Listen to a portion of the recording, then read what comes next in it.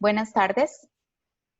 El Colegio de Ingenieros Civiles y la Comisión de Sostenibilidad y Ambiente les da la bienvenida a la charla Factibilidad de resolver los problemas sanitarios generados por las aguas residuales en pequeñas comunidades rurales por medio de humedales artificiales plantados, con el panelista, el ingeniero Luis Fernando Rojas.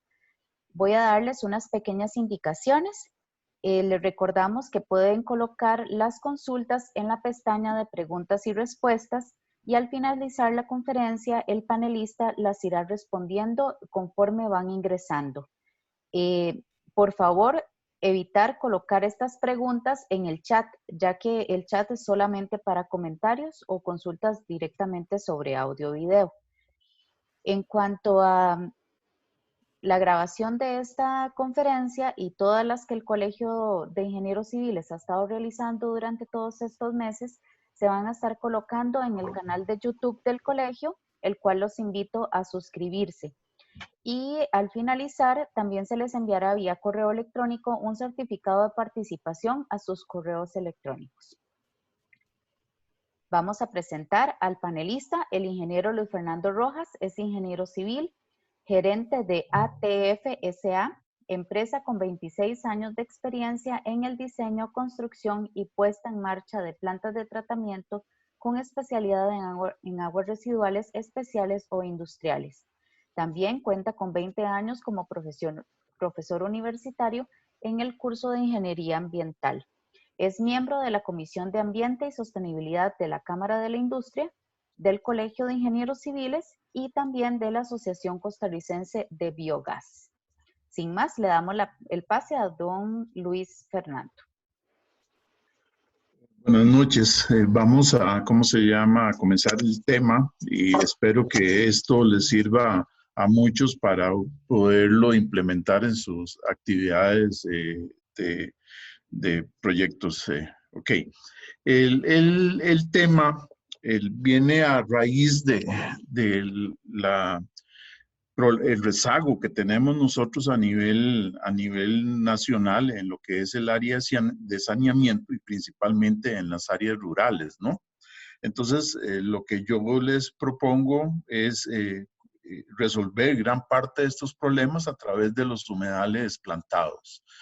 Los humedales plantados es una tecnología que, en mi opinión, es idónea para poder trabajar en pequeñas comunidades rurales para resolver, dado que la huella es muy baja, no requiere de ningún consumo energético, el personal que se requiere para operarlo es un personal que no tiene que ser tan calificado, que es una persona que se puede aprovechar de la misma zona y que con una pequeña capacitación puede perfectamente operar el sistema. Los humedales son ya, ¿cómo se llama? Sistemas que tienen muchos años de estar en el desarrollo. Comenzaron en la década de los 50 con la doctora Kate Sater, conocida cariñosamente por todos como ¿cómo se llama? Espadaña Kate, que es el nombre común de la TIFA. Ella desde los años 50, más o menos como en el año 54, comenzó a investigar, ya aplicar el método científico en ver cómo podía tratar las aguas residuales utilizando conceptos de los humedales naturales y utilizando humedales artificiales. ¿Okay? En la línea de tiempo podemos ver que, como les decía, en el año 54, Kate comenzó con la investigación, de ahí la retomó en los años 60 el doctor Kichol, que fue el primero que comenzó a desarrollar ya sistemas como los humedales de flujo horizontal. Y de ahí, en el año 67, se construyó en Holanda el primer humedal que tuvo casi como 1 hectárea de área. Posteriormente, en el Instituto Max Planck de Alemania comenzaron en los procesos de investigación y ya para el año 73 se construyeron el primer humedal en los Estados Unidos. Para el año 86 se comenzaron a desarrollar los primeros manuales y guías para el diseño y construcción de humedales. ¿Ok? Eh, Básicamente son 3 tipos de humedales artificiales. Cuando estamos hablando de un humedal artificial, es un humedal que está confinado, principalmente se impermeabiliza el área y esta impermeabilización puede ser a través de geomembranas o concreto o cualquier material que impida la infiltración al suelo de las aguas. Y básicamente existen tres tipos, ¿no? Tenemos el de flujo libre, que es un humedal que tiene un espejo de agua. Ese espejo de agua puede andar alrededor de los 5 o 10 centímetros de espesor. Y las plantas acuáticas son emergentes, ¿no? O sea, ellas están fijas en el sustrato y emergen del agua hacia la superficie, ¿no? Este humedal es el que más se asemeja en comportamiento a los humedales naturales, ¿no? Eh, Posteriormente tenemos los humedales de flujo vertical. Estos humedales se diseñan con diferentes estratos, con diferentes granulometrías. El estrato superior es una granulometría más fina y esa granulometría va aumentando hasta llegar a la base donde tenemos una granulometría más grande para que permita un mejor flujo de agua. Estos humedales por lo general no son de carga constantes, sino son cargas intermitentes. Cada cierto periodo se va cargando, se abren sistemáticamente las tuberías, se carga, deja que infiltre, se drena y pasa un tiempo drenado y posteriormente se vuelve a cargar, ¿no? Y por último, tenemos el humedal de flujo subsuperficial, de flujo horizontal subsuperficial, que personalmente yo es el que más he usado y considero que para las condiciones de Costa Rica este es el que mejor se adapta. Este humedal tiene la característica de que el nivel del agua está por debajo del sustrato. Entonces no va a haber presencia de agua. Esto ayuda mucho para que evitar, por ejemplo, formación de vectores como el zancudo, ¿no? Más adelante voy a explicar un poquito más cómo opera. Originalmente, cuando se comenzaron los primeros estudios de humedales, se comenzaron a utilizar las plantas típicas, las macrófitas típicas de humedales, como el Phragmites australis, que es la que ustedes están viendo. Esta planta fue en Europa la que se ha utilizado más para la construcción de humedales, y cuando se comenzaron los primeros proyectos aquí en Centroamérica, fue la planta que también se comenzó a implementar, ¿ok? Hay pros, hay contras. Una de las contras que yo más le he visto es el excesivo porte que tienen las plantas. Entonces es difícil de controlar, se vuelven humedales muy difícil de poder mantener por el rápido crecimiento de la planta, ¿no? Por otro lado, tenemos a la tifa o la conocida espadaña. Esta es una planta que también se adapta perfectamente y es una planta de pantano.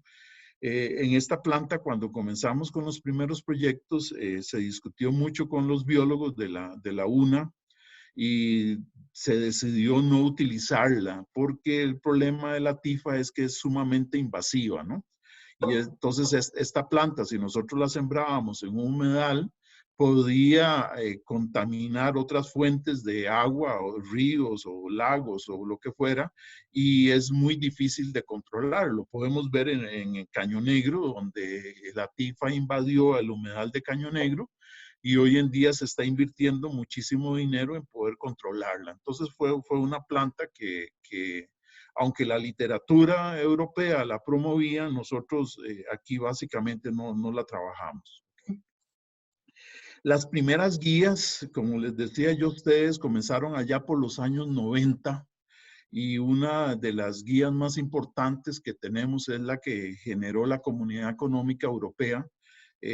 Hay muchas zonas rurales en Europa, en España, principalmente España, porque fue una de los países que está más rezagado en el desarrollo sanitario en Europa, que eran pequeñas comunidades, y entre las cosas que se desarrolló en la investigación fue el promover el uso de los humedales para resolver los problemas de estas pequeñas comunidades. Cuando estamos hablando de pequeñas comunidades, son comunidades que anden de 500, 5,000, 6,000 personas, ¿no?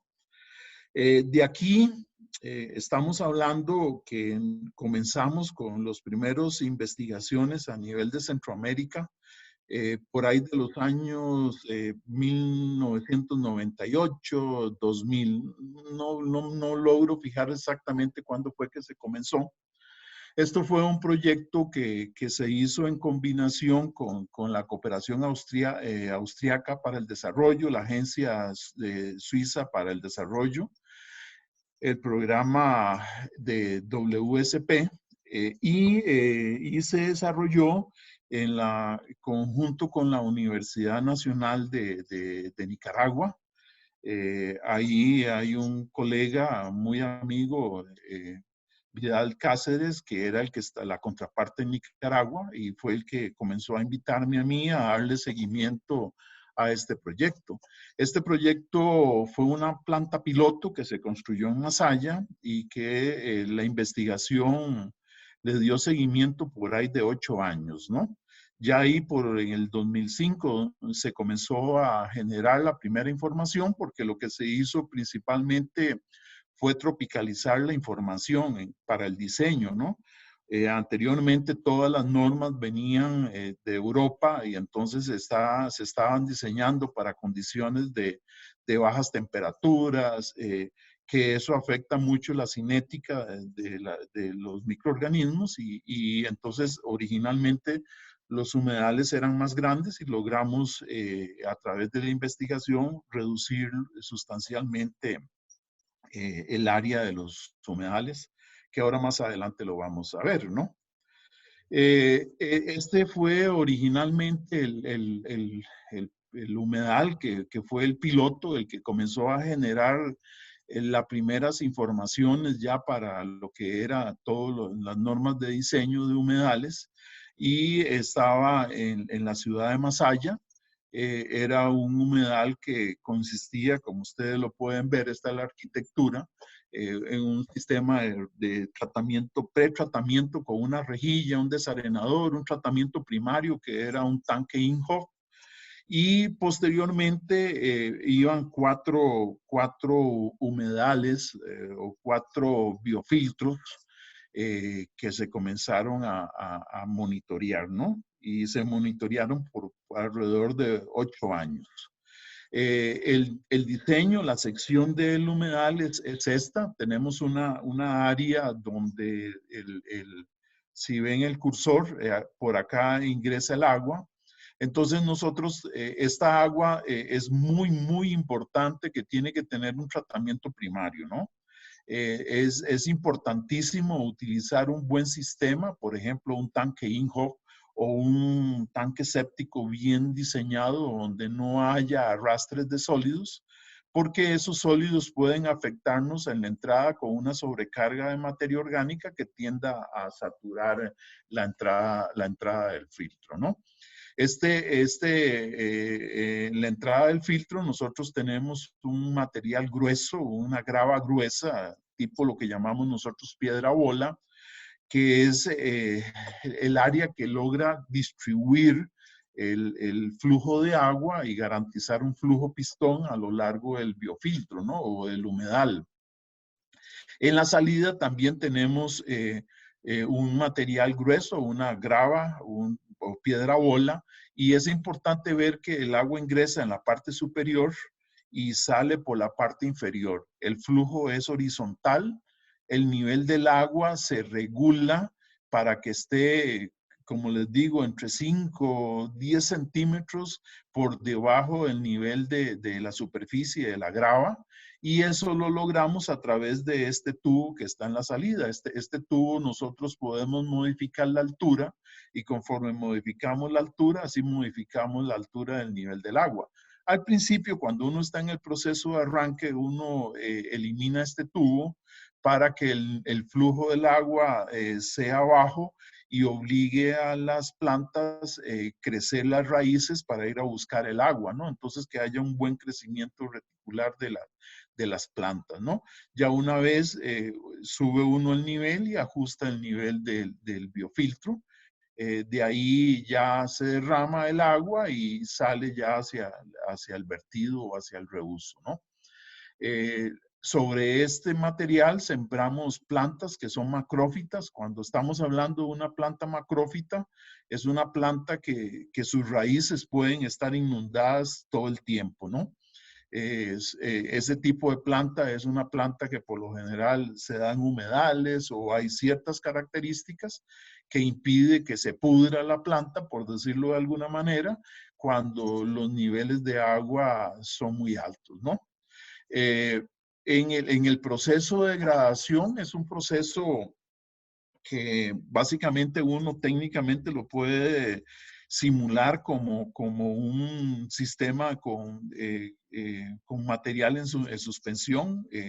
Es una grava en la cual los microorganismos se adhieren sobre la superficie de esa grava y entonces crean colonias de microorganismos y logramos tiempos de retenciones celulares muy altos. Aunque nosotros tengamos un tiempo de retención de 1.5 o 2 días, podríamos lograr, dado ese soporte del material, tiempos de retención que pueden llegar hasta los 100 días, ¿no? Eso permite una eficiencia muy alta en la degradación.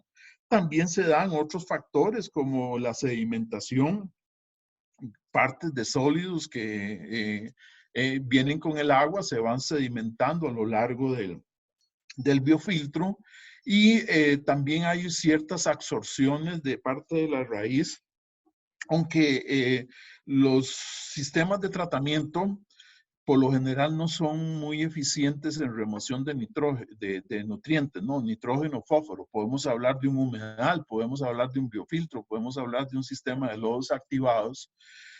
Por lo general, la remoción de nutrientes no se da porque para eso ocupamos procesos muy especiales de nitrificación o precipitación química para remoción de fósforos, que en estos sistemas no se dan. Lo que tenemos nosotros aquí son sistemas muy eficientes en remoción de carga orgánica, en remoción de sólidos suspendidos, en remoción de grasas, etcétera, ¿no?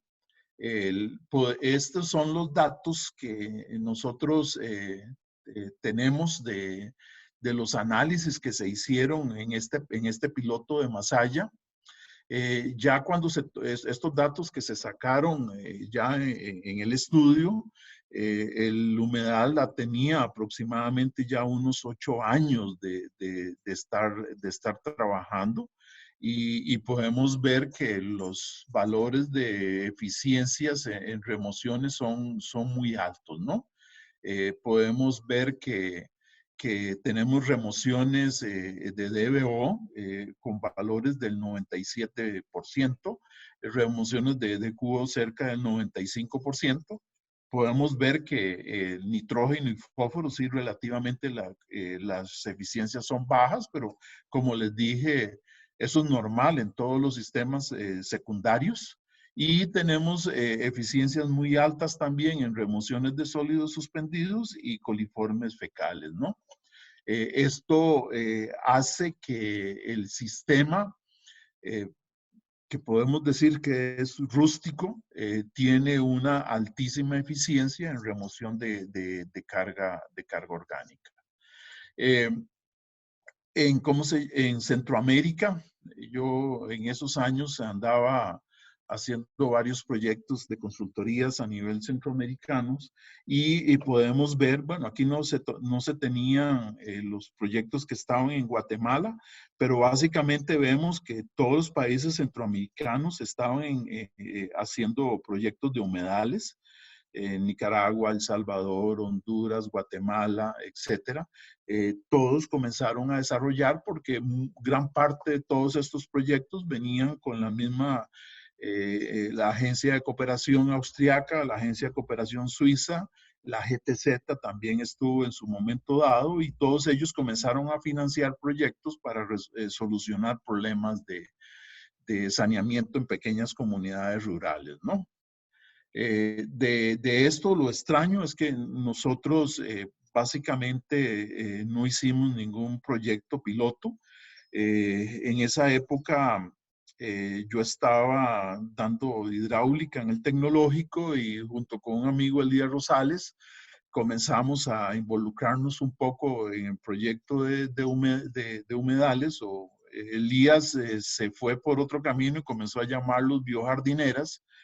Y por allá un poco los biólogos de la Universidad Nacional que comenzaron también a desarrollar proyectos, pero nunca se llegó a plasmar. Ahora más adelante vamos a hablar un poco sobre ese tema, ¿no?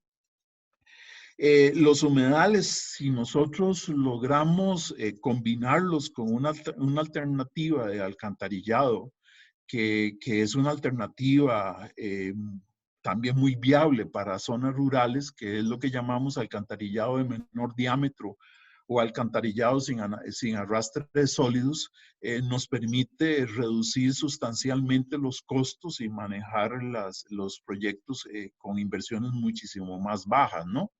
En los sistemas de alcantarillado de menor diámetro, sin arrastre de sólidos, básicamente lo que consiste es que cada unidad, hablemos de casa de habitación o lo que fuera, tiene un decantador primario o hablemos de tanque séptico, ¿no?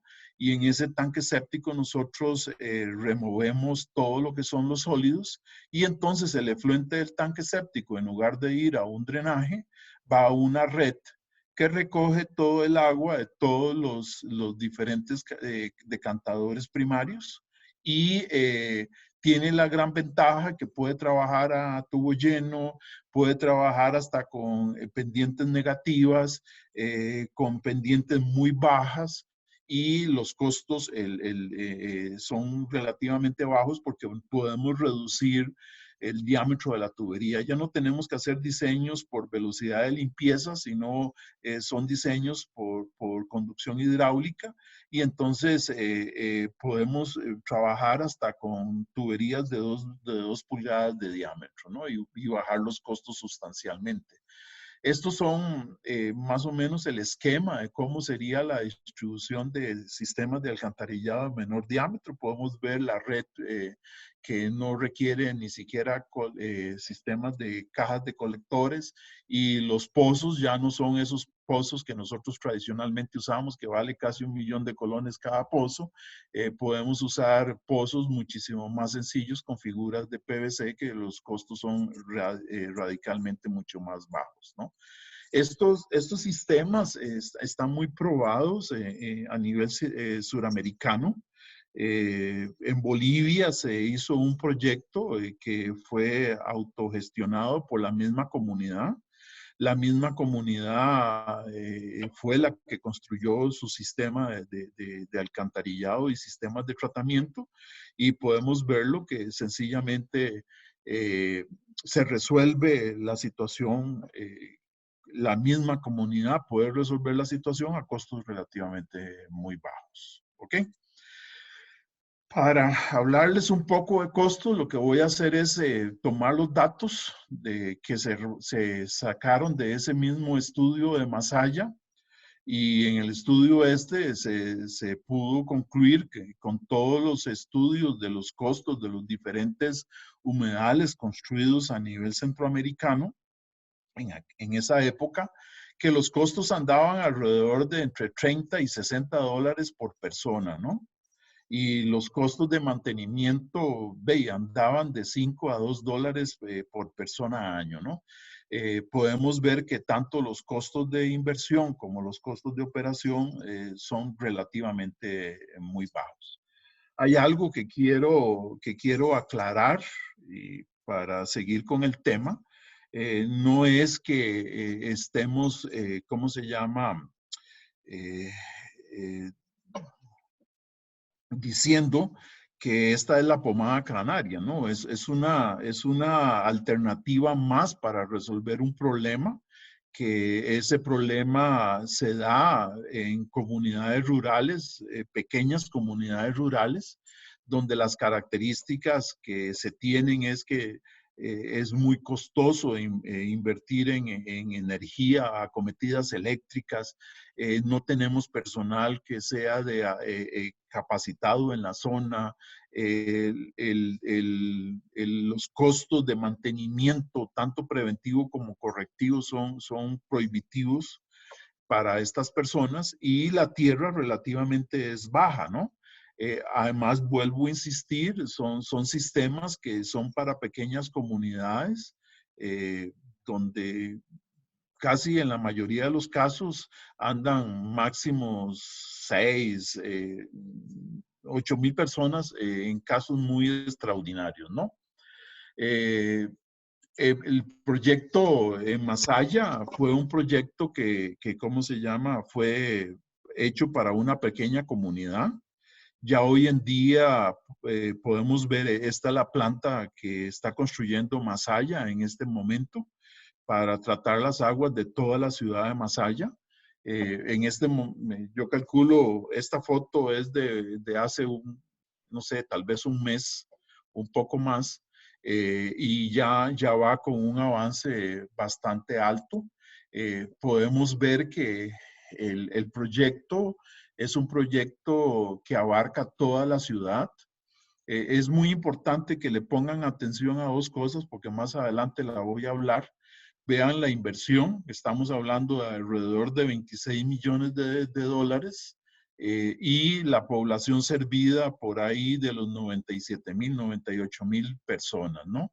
Esto me da a mí un costo por persona de 270 dólares más o menos por persona, para tratar las aguas de toda la ciudad, ¿no? Estas aguas se recogen y en varias estaciones se trasiegan hasta la planta de tratamiento, y ahí se descarga a la laguna de Masaya. Entonces, podemos ver prácticamente el sistema, y esta inversión que se está haciendo actualmente en Nicaragua involucra 82 kilómetros de red de alcantarillado, 497 pozos de visitas, la rehabilitación de las estaciones de bombeo y la planta de tratamiento. ¿Ok?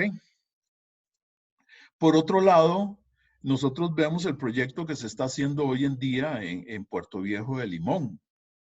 Y una de las cosas que tenemos que ponerle atención, porque yo creo que eso es algo de lo que tenemos que ver, las condiciones en Costa Rica están cambiando seriamente, y no podemos darnos el lujo de hacer inversiones que sean muy altas, ¿no?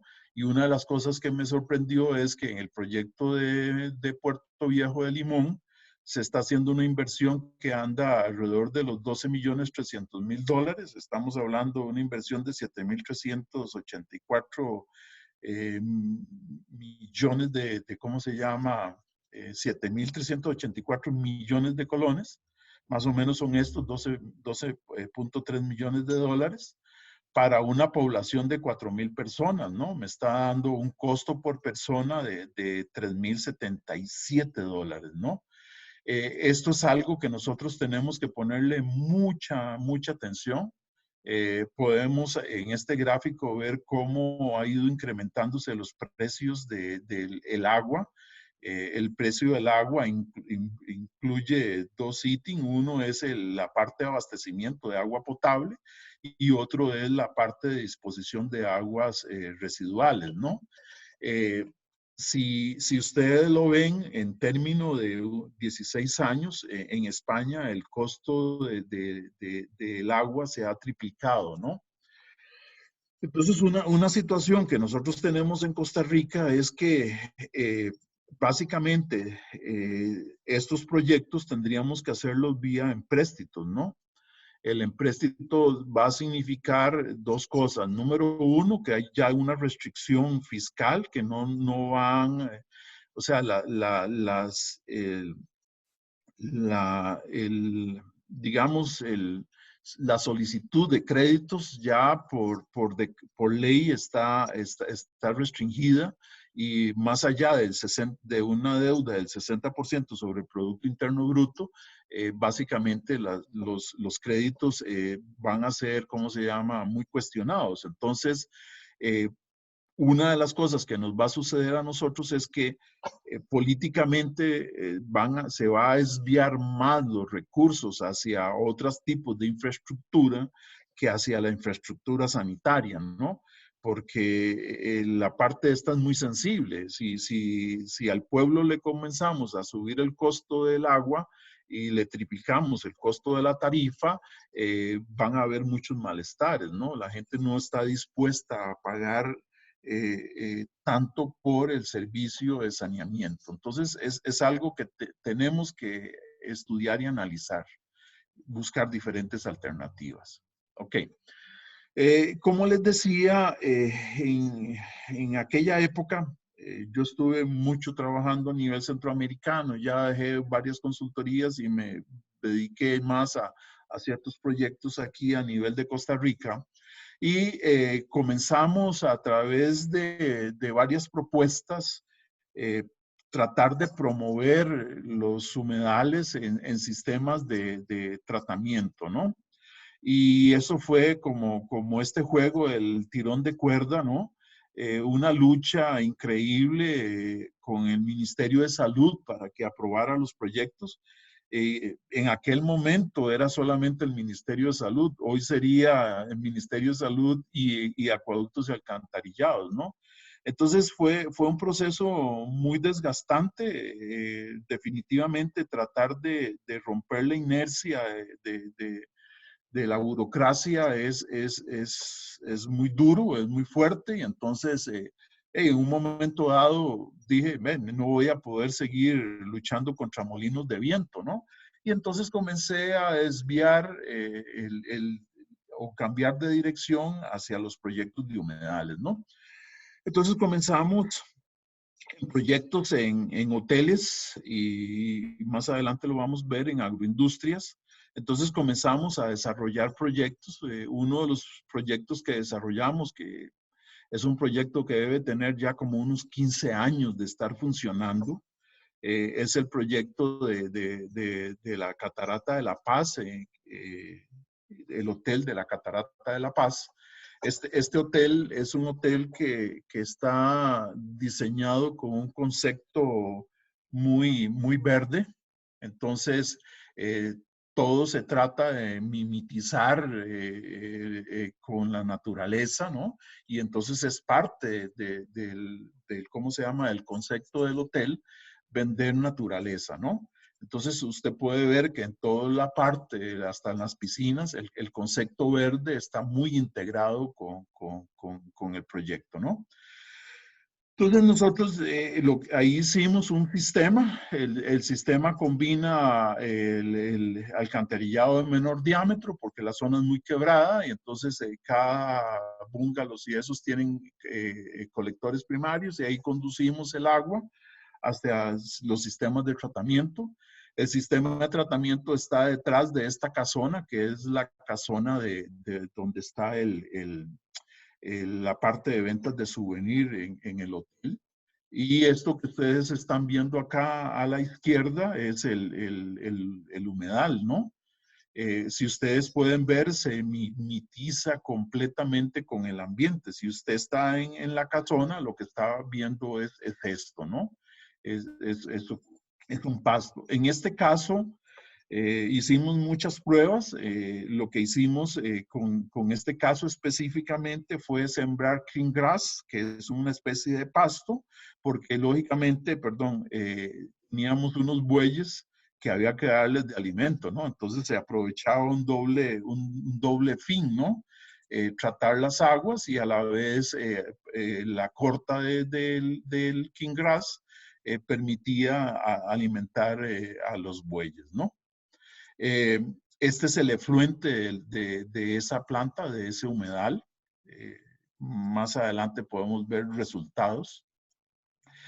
Otro de los proyectos que también se hizo, que es con la misma cadena de hoteles, fue el Arenal Spring, que también debe andar por la misma época. Es un hotel que también es una filosofía muy similar porque es parte de la filosofía de la cadena. Es el concepto de desarrollos muy verdes, ¿no? Entonces, en este caso, lo que hicimos fue desarrollar estos humedales. Se colocaron en varias terrazas por la topografía que teníamos en esa zona y ustedes pueden ver que en este momento ese humedal está completamente mimetizado, ¿no? El que pasa por ahí no se da cuenta que esto es una planta de tratamiento. Por otro lado, también comencé a trabajar mucho con la agroindustria, principalmente lo que son compañías bananeras. Las compañías bananeras tienen sus empacadoras, donde ustedes pueden ver aquí el banano se trae una cablevía y en estos casos hasta mulas o caballos se utilizan para transportar el banano desde los bananales hasta la empacadora, donde ahí se procede a empacar para la exportación, ¿no? Entonces, en las bananeras también se tienen lo que llamamos los cuadrantes, ¿no? Y en los cuadrantes se construyen casas o baches donde viven los empleados, ¿no? Y entonces también teníamos ese tipo de agua que tratar, que era la de las casas de los empleados, ¿no?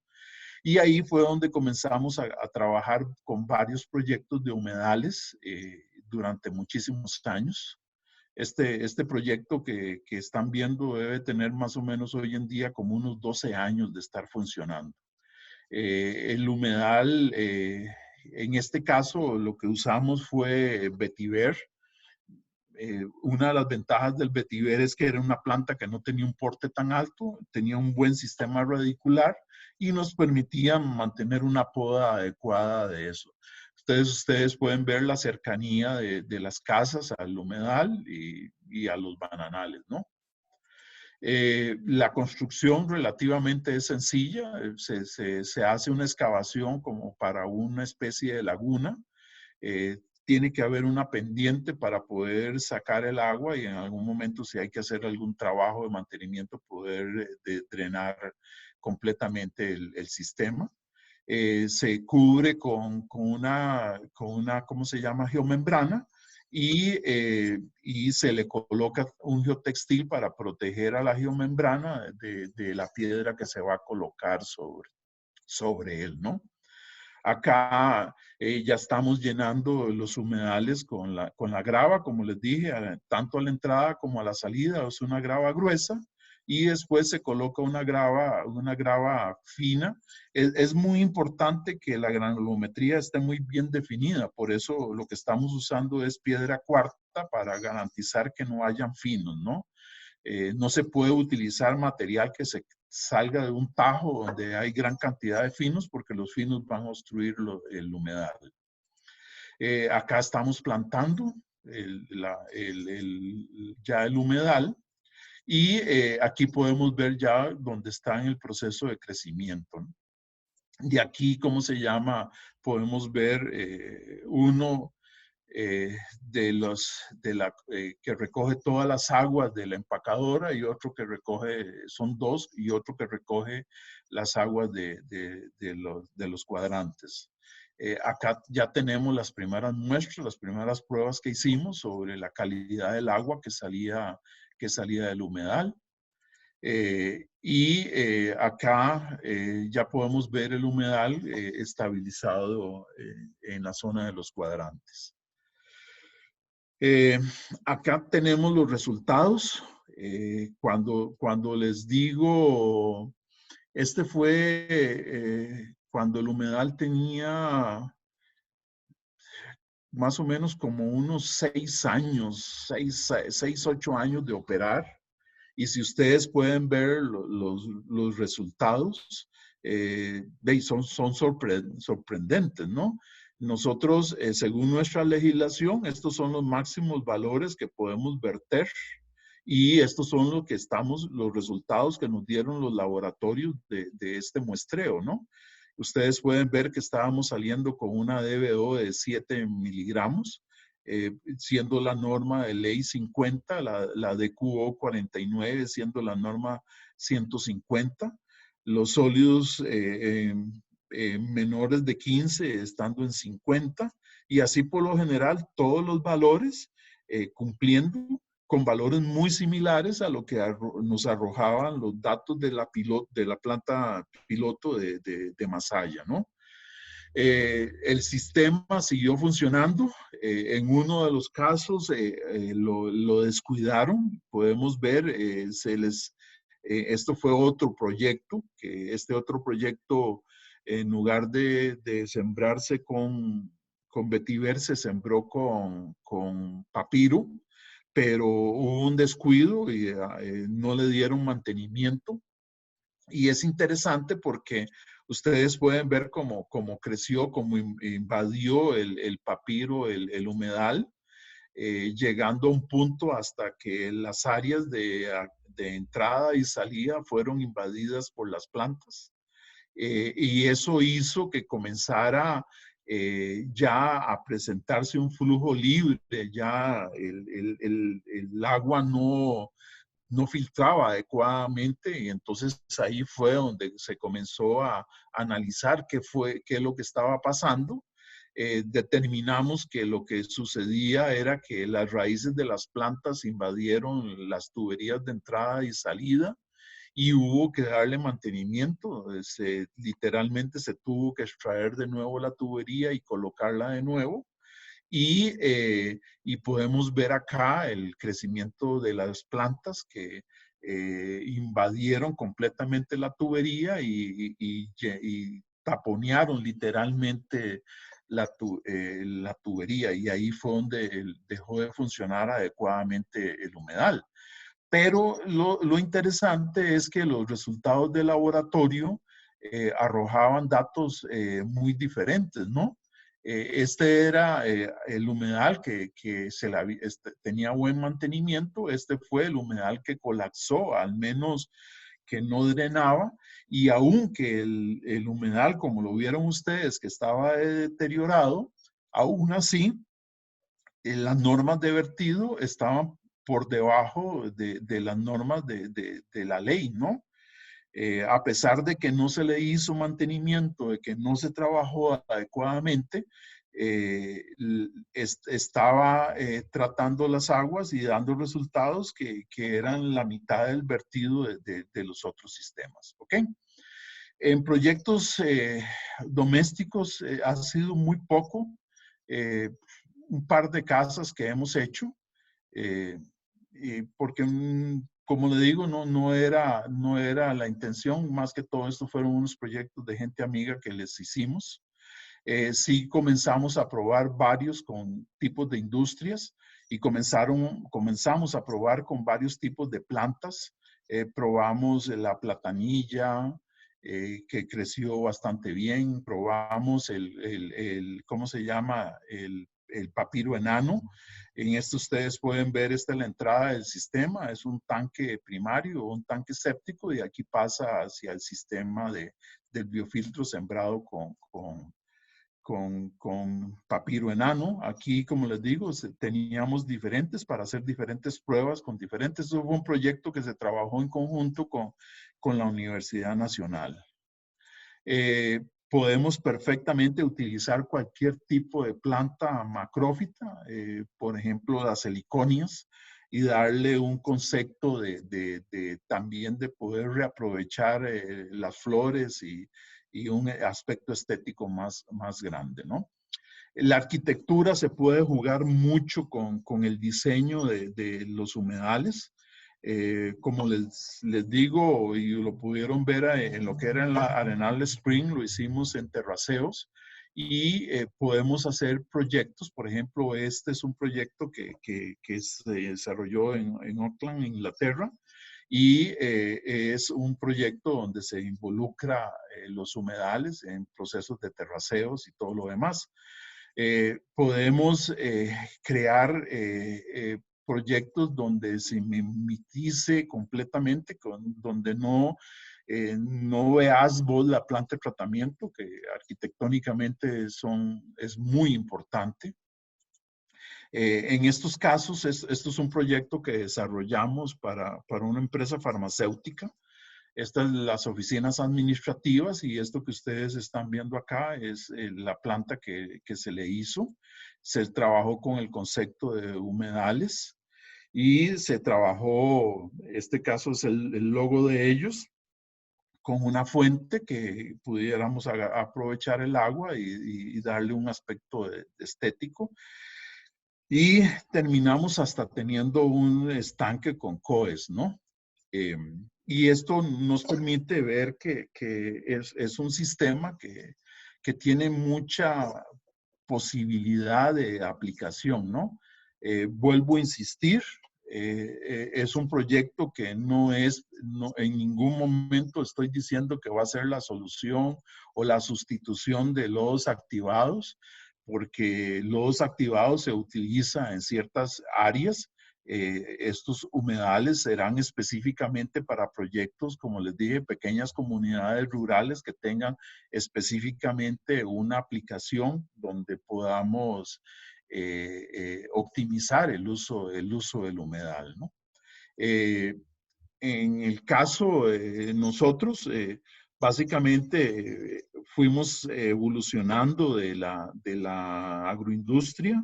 Todavía seguimos haciendo varios proyectos en agroindustria, pero en los últimos años nos hemos especializado más en las aguas especiales o industriales y trabajando con proyectos más de industria, ¿no? No sé si vienen las dudas, las preguntas y para comenzarlas a evacuar, ¿no? Creo que estoy con tiempo. Sí, señor. Aquí tenemos 3 consultas hasta el momento. Si podemos ir contestándolas mientras la gente puede colocar más.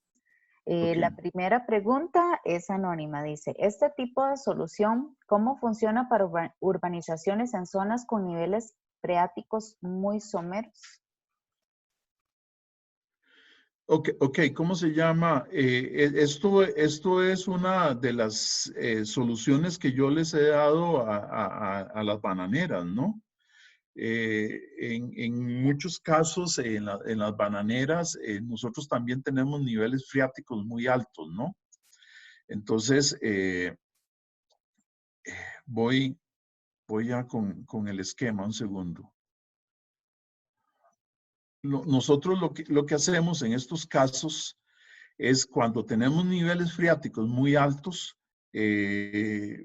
podemos colocar el humedal sobre el nivel del terreno y tener una estación de bombeo que agarre el agua y la suba del pozo hacia el humedal y en eso compensar los problemas de los niveles freáticos, ¿no?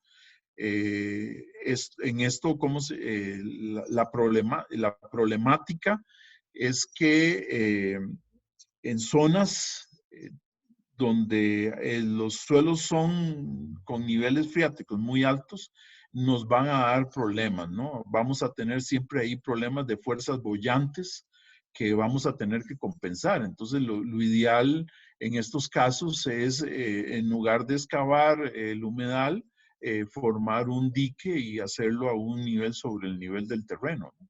Eso podría ser una de las soluciones. Muchas gracias. La siguiente pregunta es de don Alberto González. ¿Existe en Costa Rica alguna limitante de regulación ambiental para el uso de esta solución para el tratamiento de aguas residuales? No, el decreto no tiene ninguna limitación. O sea, esto nosotros lo catalogamos como un biofiltro. El, el, ¿Cómo se llama? Por eso le digo, nosotros lo tramitamos perfectamente y principalmente lo tramitamos más para nivel de industrias. El, la situación mucho es que la norma que hizo AIA por allá de los 90 comenzaron a darse mucho problema con plantas de tratamiento de urbanizaciones y comenzaron a colapsar muchas plantas de tratamiento y la gente comenzaba a poner denuncias ante la Defensoría de los Habitantes y ante la Sala Cuarta, ¿no? A raíz de eso, la Sala Cuarta exigió que los proyectos habitacionales fueran recibidos por acueductos y alcantarillados, ¿no? Entonces, acueductos, para protegerse, creó un reglamento. Lo que pasa es que ese reglamento está muy sesgado hacia, casi dice, lodos activados, ¿no? Entonces sí hay que pelear contra esa normativa, porque la normativa cuando se hizo se sesgó y no dio mucha libertad a utilizar otras nuevas tecnologías, ¿no? Pero como Las, les digo, la norma, el decreto perfectamente permite el uso de humedales como sistemas de tratamiento.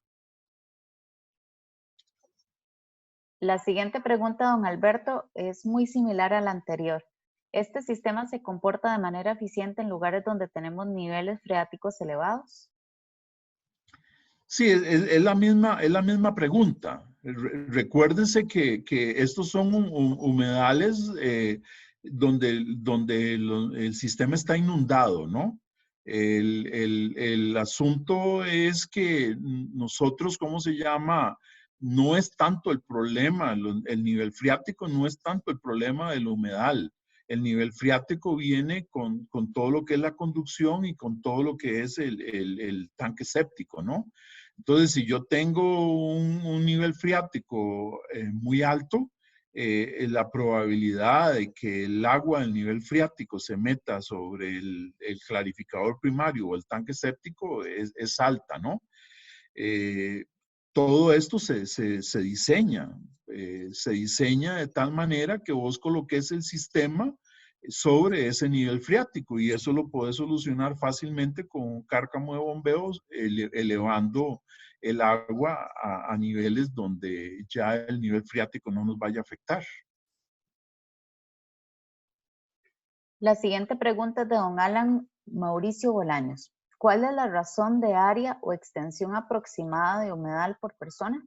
Es 1.5 metros, más o menos. Eso es a ojo, hay que calcular ciertas cosas por efectos de temperaturas y otros detalles, pero como dicen, a ojo de buen cubero, podemos pues, perfectamente diseñar con 1.5 metros cuadrados por persona.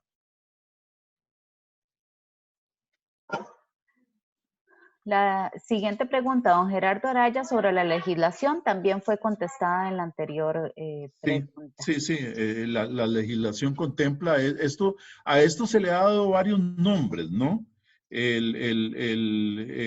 Elías, olímpicamente, Elías, muy amigo mío, olímpicamente, para evitar resistencia, comenzó a llamar estos humedales o biofiltros, los comenzó a llamar biojardineras, ¿no? Entonces sonaba más bonito y entonces tenían menos resistencia a la hora de sacar permisos. Pero como le digo, la norma, el decreto, eh, lo cataloga como biofiltro y tiene los retiros de biofiltros y todo lo demás sin ningún tipo de problemas. Don Freddy Rojas consulta, para efectos de construcción, ¿cómo lo clasifican como proyecto y qué se presenta ante el CEFIA o si es solo ante la IA?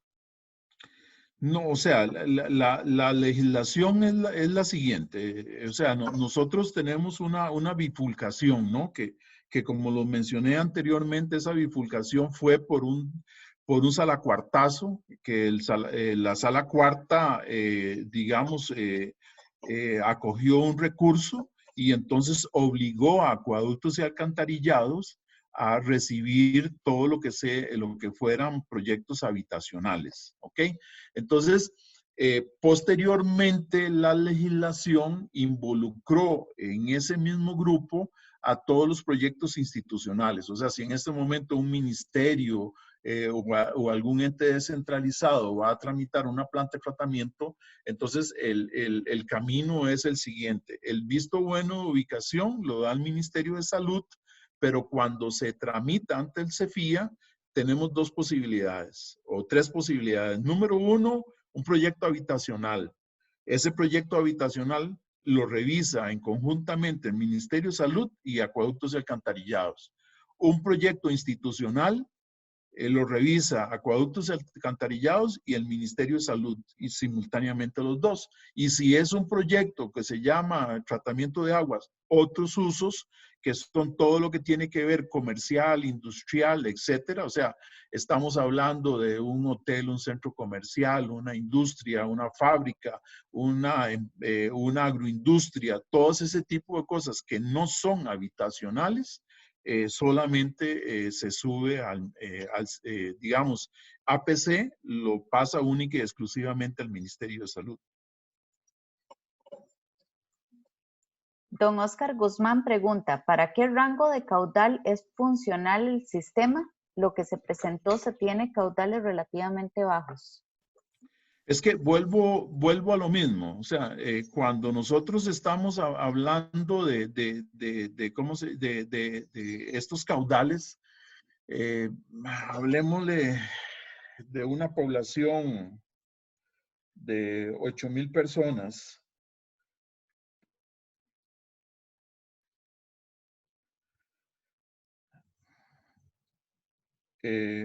Estaríamos hablando más o menos de unos 2,000 metros cúbicos día, entre 24, unos 83 metros cúbicos hora. Eso más o menos, digamos, yo calculo que es lo ideal. Ya más de eso, cuando tenemos flujos muy altos, lo ideal es pasarse a un sistema intensivo, tipo lodos activados, porque ya ahí sí el factor de escala de lodos activados lo mete dentro del rango de efectividad, de eficiencia, ¿no? Pero sí podríamos perfectamente trabajar con eso. O sea, estamos hablando de una área de un humedal de 3,000 metros cuadrados que podríamos estar utilizando, ¿no? Oh, perdón, de 1,500 metros cuadrados de área. Don William Mora consulta, ¿considera que es viable el sistema de tratamiento en aguas mieles de café? No, no, no, no. Eso lo probamos muchos años y una de las cosas es que los sistemas estos tienen cargas relativamente, cargas permisibles bajas, ¿no?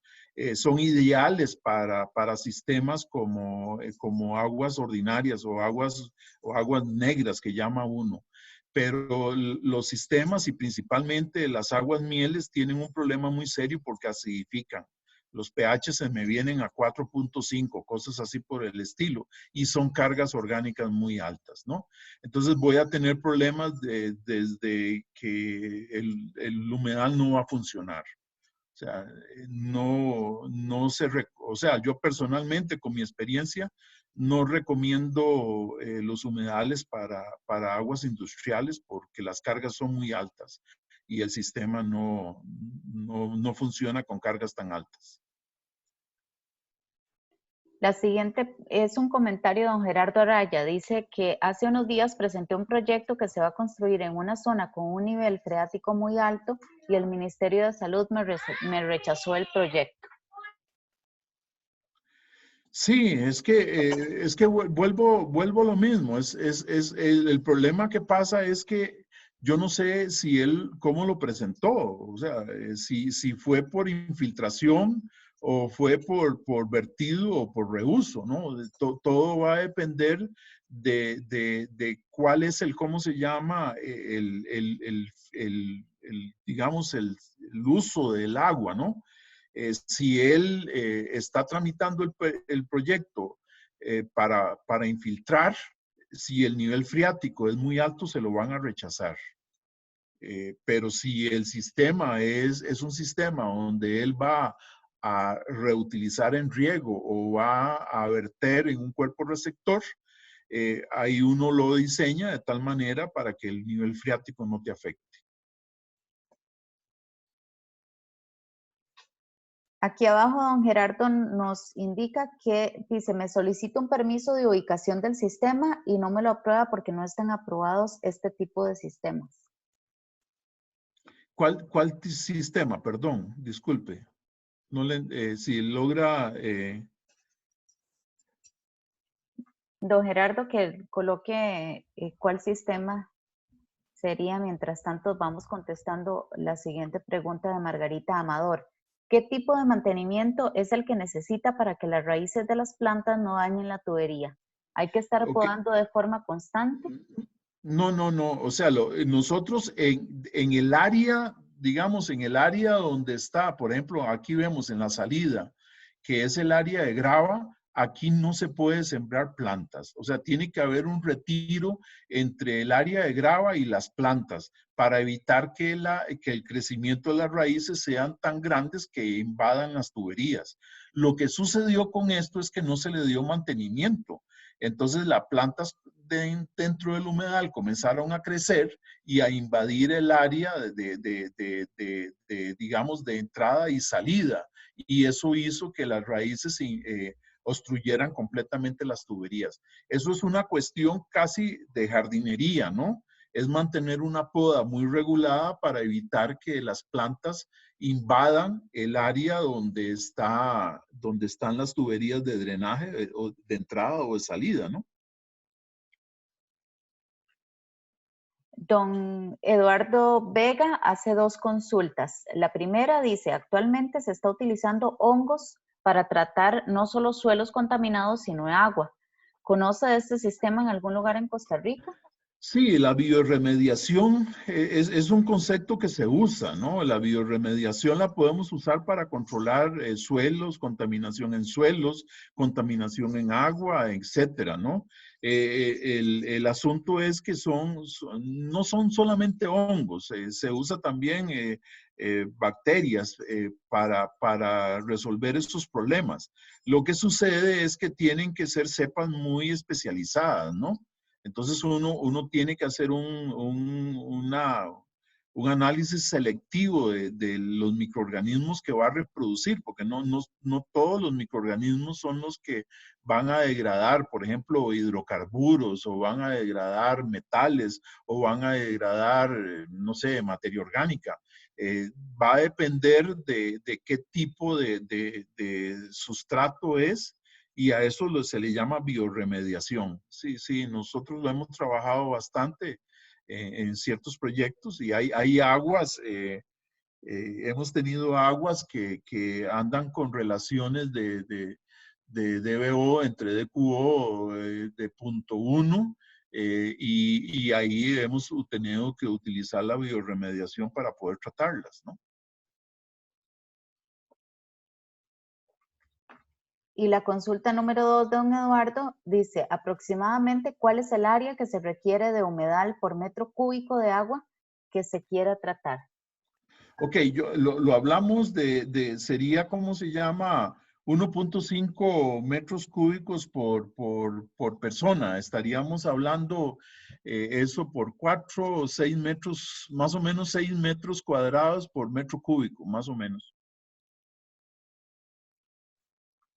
Don Alexander Chin consulta, ¿qué valores de carga DBO o DQO serían los óptimos para el adecuado funcionamiento del humedal? ¿Siempre es necesario el tratamiento primario o solo pretratamiento es suficiente? No, o sea, tiene que haber un tratamiento primario. O sea, nosotros tenemos que remover todos los sólidos suspendidos que hay en el agua. Y más o menos nosotros, digamos, en un sistema, en aguas ordinarias, un tratamiento primario, hablemosle de un tanque séptico o un tanque INHOF, nos puede bajar la carga de 350 dBO a valores que anden en 350, 175 dBO a la entrada del biofiltro. Más o menos esos son las cargas que idealmente deberíamos de tratar nosotros en estos humedales, ¿no? Don Carlos Fonseca consulta, ¿qué factores influyen en el diseño de las dimensiones de un humedal?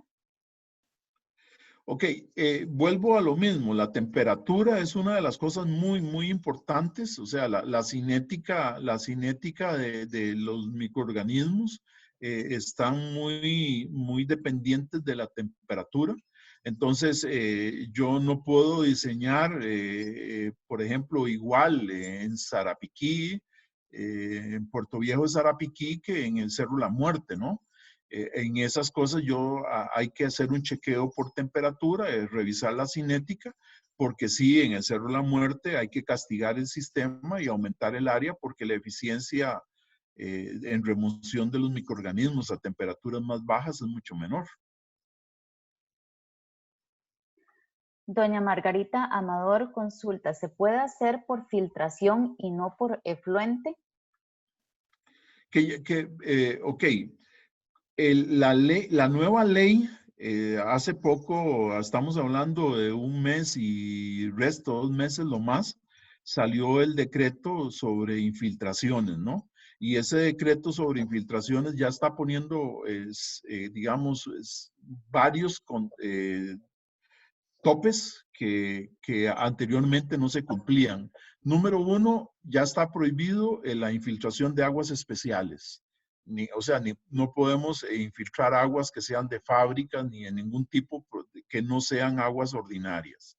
Y está poniendo un tope que no puedes infiltrar aproximadamente más de 5 metros cúbicos por día. ¿Cuánto era? Como 190 metros cúbicos al mes. Pero reducido a días, ya la infiltración no se puede hacer para más de 5 metros cúbicos día. Entonces, eso es una de las limitantes más grandes. Tampoco ya los tanques sépticos, los drenajes se pueden colocar sobre zacatebloc. Y hay una serie de limitantes con el nuevo reglamento. El nuevo reglamento, por desgracia, está impidiendo mucho el uso del tanque séptico que antes era muy generalizado, pero el gobierno al no invertir en infraestructura sanitaria nos va a complicar el asunto, ¿no? Porque en muchas zonas no vamos a poder diseñar los sistemas porque la nueva ley no lo permite, pero tampoco el Estado nos está dando una red de alcantarillado. Entonces, se va a complicar para el desarrollo de muchos proyectos en muchas zonas. La siguiente pregunta es anónima. En caso de una comunidad costera, ¿existe alguna consideración especial si se trata de una zona muy cercana al mar? Vuelvo a lo mismo. ¿Cómo se llama? Todo es una cuestión de normas. O sea, el sistema, igual que cualquier otro sistema, tiene que cumplir con retiros de ley, ¿no? Sea lodos activados, sea sistemas anaerobios, todos van a tener que cumplir con un retiro, ¿no? En estos casos, lo que sí tenemos que estar nosotros en una zona como esta es chequeando que estemos fuera de la zona marítimo terrestre y que el nivel freático, o sea, que el agua de mar no afecte o entre al humedal, por el resto se construye igual que cualquier tipo de planta. Don José Luis Ugalde consulta, ¿qué experiencia tiene con los humedales de flujo vertical? El humedal de flujo vertical, a mí lo que no me gusta es que en la superficie del humedal, en la superficie de humedal se queda materia orgánica, ¿no? Entonces, no podemos hacer un flujo muy fuerte, muy constante, porque esa materia orgánica puede generar los problemas de olores o otro tipo de cosas, ¿no? Entonces, la carga de estos humedales es, ¿cómo se llama? Eh, por procesos, por batches, ¿no? Entonces, esto implica que yo o automatizo el sistema o tengo que tener a una persona que abra y cierre válvulas para que pueda, digamos, el biofiltro llenarse y después drenarse, ¿no? Tiene que ir en esos ciclos de saturar el filtro, llenarse el filtro, drenarse para que se oxigene y otra vez volverlo a llenar. Entonces eso para mí es un grado de dificultad porque le pone más grados de dificultad al operador, ¿no? La siguiente pregunta es anónima. Creo que un sistema de bombeo vendría a encarecer el proyecto. ¿Podría utilizarse algún geotextil impermeabilizante para evitar el ingreso del NF? Es que ya de por sí, como les mencioné anteriormente, el humedal tiene que estar impermeabilizado. O sea, ya este humedal tiene que tener una geomembrana para impermeabilizarlo completamente, como ustedes lo pueden ver aquí en las fotos.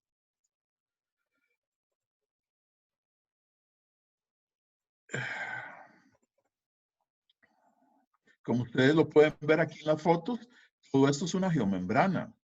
Entonces, el nivel freático no va a entrar dentro del humedal. Vuelvo a repetir, el nivel freático no afectaría tanto al humedal como sí a las tuberías que vienen o a los tanques sépticos. Habría que ver el desplante de la tubería y el nivel freático dónde están. Eso es una cuestión de nada más diseñarlo para ese desplante, pero el humedal ya está, como les mencioné a ustedes y como lo pueden ver aquí en la foto, ya él está completamente revestido con una geomembrana. Don Carlos Ulate dice, esta solución principalmente se utiliza para remover solo materia orgánica. Sí, o sea, el sistema, como les mencioné yo a ustedes, es un sistema muy eficiente en remoción de carga orgánica, ¿no? En remoción de nutrientes no es, pero nuestra legislación no exige, ¿cómo se llama? Normas de nutrientes. Entonces, para lo que nosotros andamos buscando en unas aguas ordinarias, que es bajar la DBO, la DQO, los sólidos suspendidos, los coliformes, el sistema funciona perfectamente porque remueve todas esas variables con eficiencias para arriba del 95%, ¿no?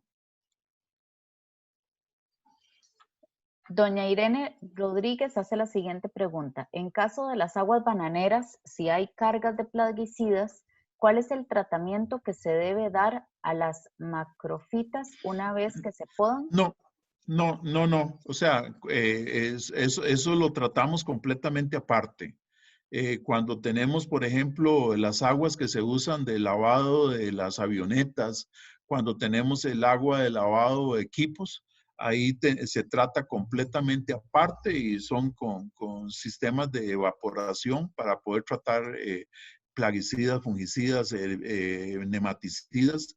Esas aguas son muy complicadas de tratar y no se pueden ¿cómo se llama?, incorporar con estas otras aguas. Hay que manejarlas completamente aparte.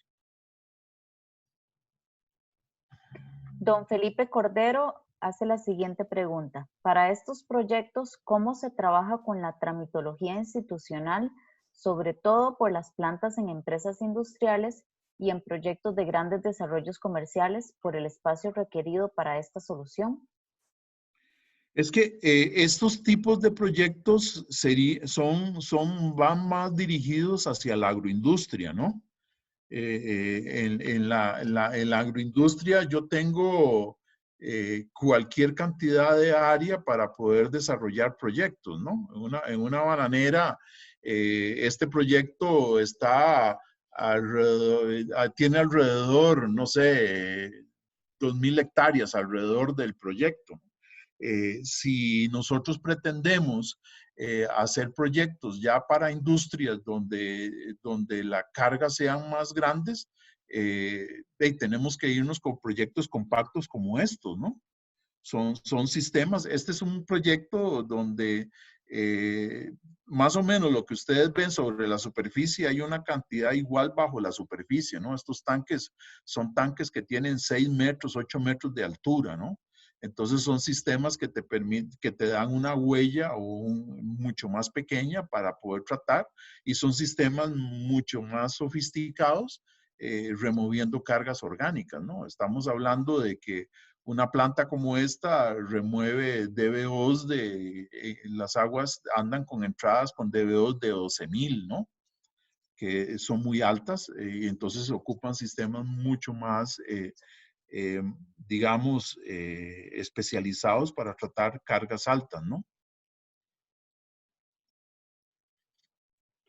Don Luis Alfredo Oriamono consulta, como he sabido, la gente no da muchas veces buen mantenimiento a los tanques sépticos. ¿Qué consecuencias puede tener en el sistema esa situación? Ok. El problema del tanque séptico, más que mal mantenimiento, es mal diseño, ¿no? Si un tanque séptico no está bien diseñado, se producen cortocircuitos dentro del tanque séptico y hay arrastre de sólidos. El problema que tendríamos nosotros en un proyecto como eso, les voy a explicar. Vamos a ver. Sería que si el tanque séptico no funciona bien, va a meter mucha materia sólida dentro del área digamos, de entrada. Entonces, lo que estaríamos obligándonos es cada cierto tiempo, no sé cuánto, es a estar limpiando esta grava, porque la piedra se obstruiría, se acumularía gran cantidad la materia orgánica, los microorganismos la degradan, y los microorganismos a la hora de morirse van generando un lodo, y ese lodo va obstruyendo los espacios que hay en la grava, ¿no? Que podríamos verlo acá. Un segundito. Ok, que podemos verlo acá. Estos espacios que hay entre las piedras se van llenando de ese sedimento. Eso es una de las cosas típicas que le pasa a los drenajes. Entonces, a la hora de saturar, no podría haber un flujo adecuado. Básicamente lo que habría que hacer es sacar la piedra y removerle toda esa contaminación. La siguiente pregunta es de don Walter Picado. ¿Podríamos establecer que una de las principales ventajas de este sistema de humedales con respecto a los demás sería la relación costo-beneficios? Definitivamente la relación costo-beneficio, y sencillamente uno de los problemas más, digamos, de las cosas más importantes que tiene es que, número uno, no requiere de energía, ¿no? En los sistemas de tratamiento convencionales, más o menos se da la ley de Pareto. El 80% de los costos del sistema son los costos energéticos que se dan durante la etapa operativa, ¿no? Y una de las ventajas que tiene este sistema es que no requiere ninguna fuente de energía para operar. Además de eso, el operador que requiere uno es una persona que básicamente va a ser un jardinero, ¿no? No ocupamos a un especialista como en lodos activados que tiene que andar viendo a ver cómo está la formación del floc, que si se le formaron filamentosas, que los lodos, ¿cómo se llama? No se están decantando, que hay arrastre de biomasa. Es muchísimo más complicado operar un sistema de lodos activados por una pequeña comunidad. Eso es uno de los grandes errores que nosotros tenemos. O sea, haciendo pequeñas plantitas de tratamiento donde los costos de operación son muy altos y lo que termina al final de cuentas la gente es dejando botada la planta y la planta colapsa y no cumple con las normas de vertido. En cambio, estos sistemas son tan rústicos que vuelvo a lo mismo, van a funcionar perfectamente, sin necesidad de darle un mantenimiento. Don Oscar Guzmán nos hace la siguiente pregunta. En términos de DBO, lo preferible es que se mantenga en rango de 250 a 500 mg por L, o en términos de DQO se debería restringir de 500 a 1000 mg por L. No, o sea, vuelvo a lo mismo. Nosotros, como les dije, lo ideal de estos sistemas es para el tratamiento de aguas ordinarias, ¿no?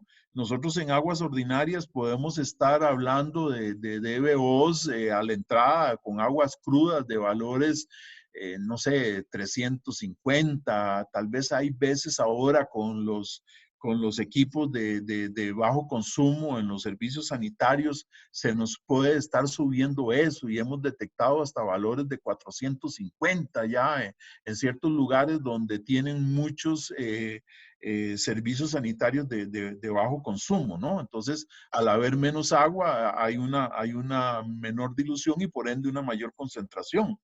Pero en esos rangos, estos sistemas te funcionan perfectamente sí y solo si tenga un buen tratamiento primario para tratar de remover al máximo lo que son los sólidos suspendidos, que eso sí es muy perjudicial porque, vuelvo a repetir, nos obstruyen el biofiltro. La siguiente pregunta es de don Alan Bolaños. ¿Cuál es el tiempo de retención aproximado, estimado y recomendado en estos sistemas? Más o menos los tiempos de retención andan alrededor de los 2.5 días, más o menos por ahí pueden andar. Don José Joaquín consulta, ¿recomienda el uso del sistema en procesos de ganadería? El proceso de ganadería, si estamos hablando de aguas verdes, o sea, de agua de boñigas, el problema que vamos a tener nosotros ahí es la fibra, ¿no? Entonces, nosotros lo que podríamos hacer es, digamos, un sistema de un biofiltro para remover primario el agua y posteriormente se podría utilizar ya con el clarificado un sistema como biojardineras, pero no se podría utilizar para un tratamiento, digamos, en primera instancia, porque la fibra que trae las aguas verdes obstruirían rapidísimo el biofiltro. Don Carlos Pavón consulta, ¿cómo puedo bajar la carga de iones de hidrógeno sin afectar el proceso biológico que se está dando dentro del sistema del humedal? Ok, las aguas ordinarias no acidifican. O sea, vos, entre las características que tienen las aguas ordinarias es siempre mantener un pH muy neutro. En ciertas aguas de ciertos procesos, digamos, cuando nosotros trabajamos lácteos, cuando trabajamos aguas de mieles de café u otras aguas, ahí sí el pH se nos viene abajo, ¿no? Entonces, la única forma de poder controlar esa acidificación es neutralizándola, ¿no? Y ahí la única forma y la más económica es usar el hidróxido de calcio. pero en aguas ordinarias, las aguas ordinarias no acidifican. Don Andrei Mora hace la siguiente pregunta. Para los terrenos, con NF muy altos, ¿podría utilizarse algún tipo de membrana o geotextil impermeabilizante que impida el ingreso del NF, ya que Sí, un sistema de bombeo encarecería el proyecto?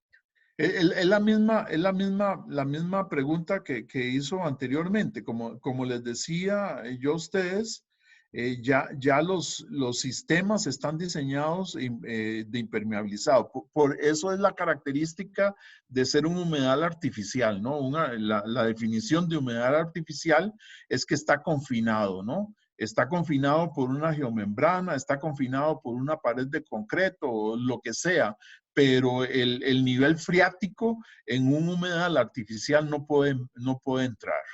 El sistema es completamente hermético.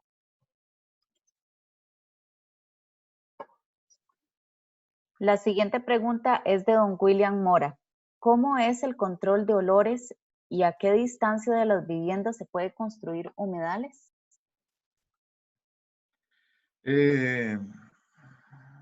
Okay. Le puedo poner estos ejemplos.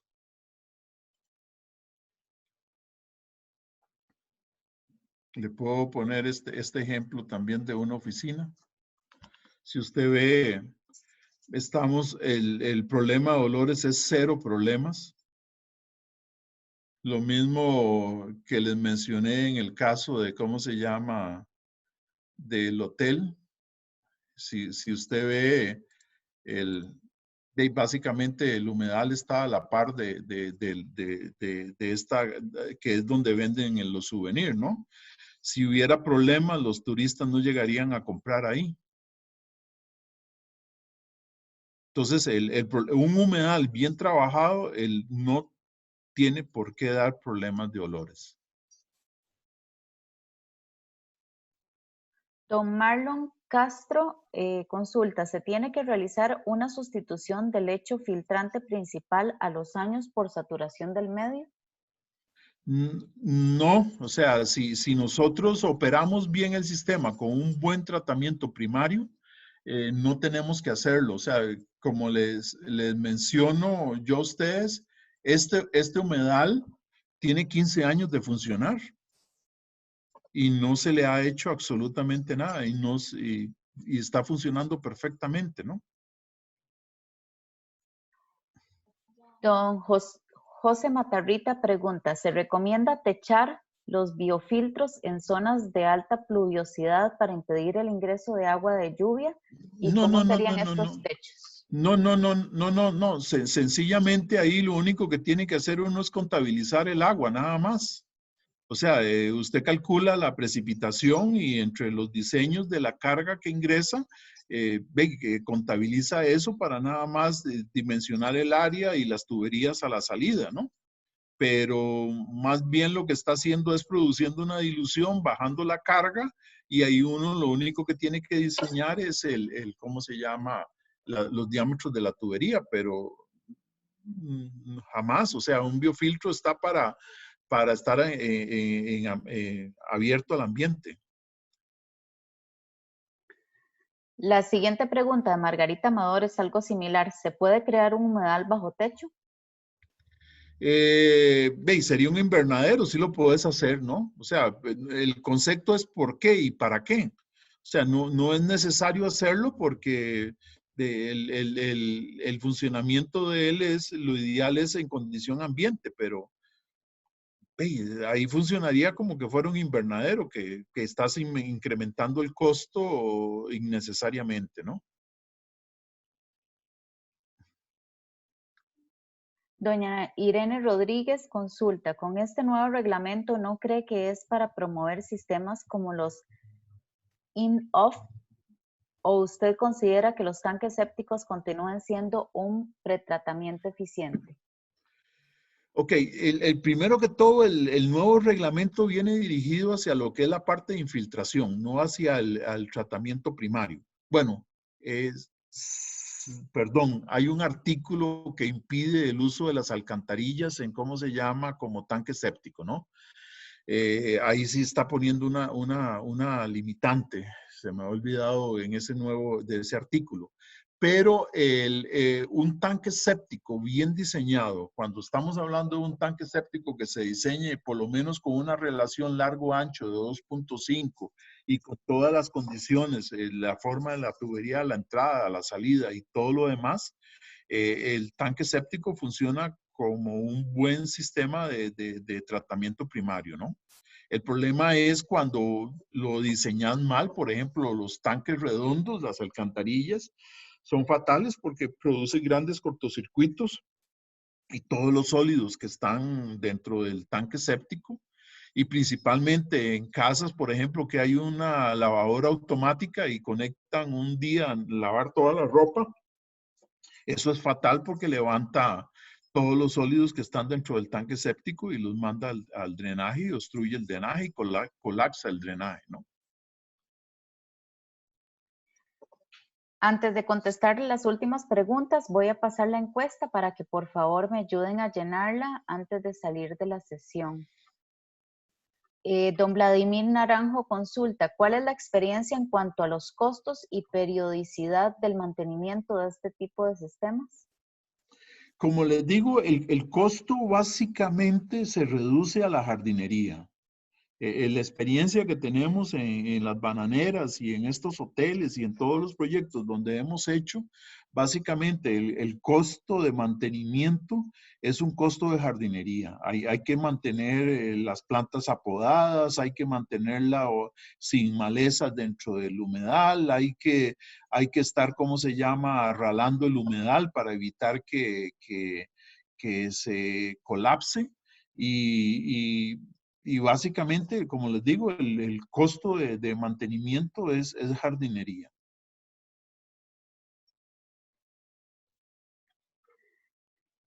Doña Gabriela Vega consulta cuál es el área de retiro de los humedales con lotes vecinos, de acuerdo al reglamento vigente. Son 20 metros lo que pide, lo que son las lagunas, cabe dentro de los, ¿cómo se llama? Dentro de las lagunas y todo lo demás, son 20 metros de retiro lo que pide la ley. Don Marlon Castro nos consulta, ¿hay referencia de cuál ha sido la experiencia en zonas planas como bananeras luego de un evento de inundación? Ok. Lógicamente, ahora estoy con un proyecto con una empresa que estamos en un área de inundación, ¿no? Lógicamente lo ideal es que, o sea, hasta por la misma ley, ningún sistema de tratamiento, sea el que sea, ¿no? Sea laguna de oxidación, sea biofiltro, sea sistema de lodos activados, ningún sistema de tratamiento puede ser colocados en una área que esté, ¿cómo se llama? Expuesta o en peligro de inundación, ¿no? Eso por un lado. Pero una de las ventajas que tendría el sistema de humedales artificiales, wetland o biofiltros, como quieras, con respecto a otros sistemas, es que hay que tener claro que son plantas macrófitas, ¿no? Son plantas que siempre están inundadas. Ahí lo único que yo haría si estuviera en una zona de muy alto riesgo es que haría un híbrido entre el sistema de, ¿cómo se llama?, de flujo vertical y el sistema de flujo horizontal. ¿Qué? ¿Haciendo qué?